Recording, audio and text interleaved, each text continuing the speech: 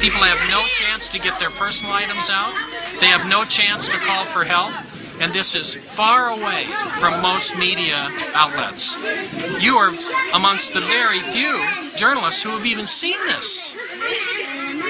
European or American journalists who have even been here because people are afraid to come or it's too hard to come.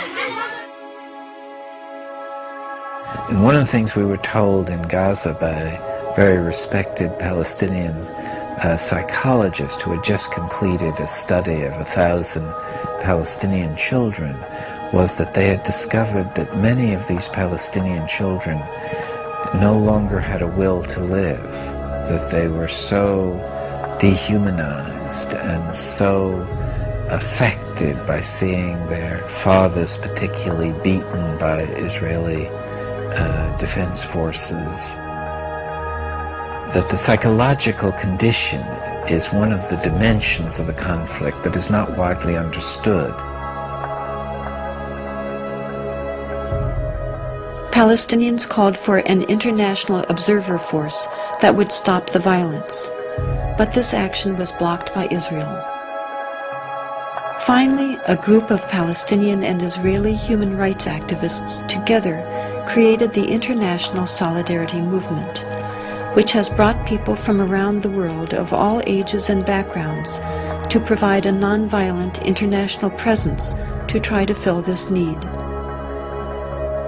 Rachel Corrie, a 23-year-old American student, went to Gaza to join in these efforts, sending back emails to her parents. I have been in Palestine for 2 weeks and 1 hour now, and I still have very few words to describe what I see.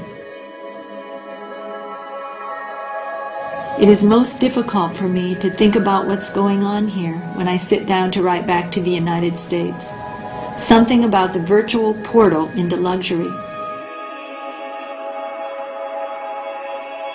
I don't know if many of the children here have ever existed without tank shell holes in their walls, and the towers of an occupying army surveying them constantly from the near horizons. I think, although I'm not entirely sure, that even the smallest of these children understand that life is not like this everywhere. It was Sunday afternoon in Charlotte, about noon actually, and I received a phone call, and my son-in-law, Kelly, was on the phone, and he asked if Craig was there. And something about the way he asked made me realize, I felt right away that something was wrong. And then I asked, why, Kelly? And he hesitated for a minute, and he said, we've had some very sad news. And then my daughter, Sarah, I could hear her in the background, and she got on the telephone, and she said, Mom, it's Rachel. And I think the first words out of my mouth then were, is she dead?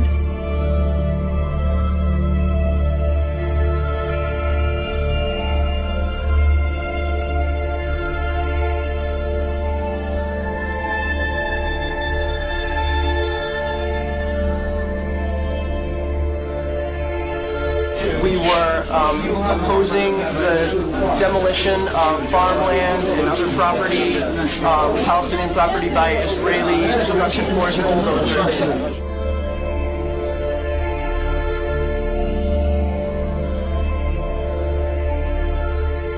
And the bulldozer drove up, and it kept going, and she tried to move back, but she couldn't move back, and she got caught underneath.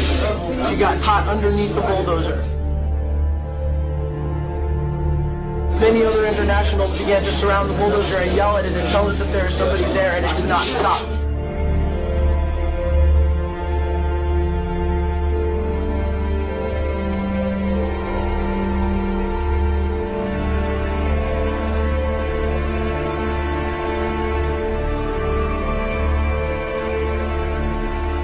Where Rachel was killed, she was protecting a doctor's home.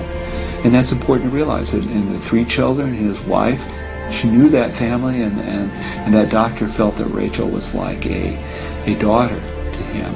He bought that house. It was in the middle of the neighborhood. There were other rows of houses between his house and the border.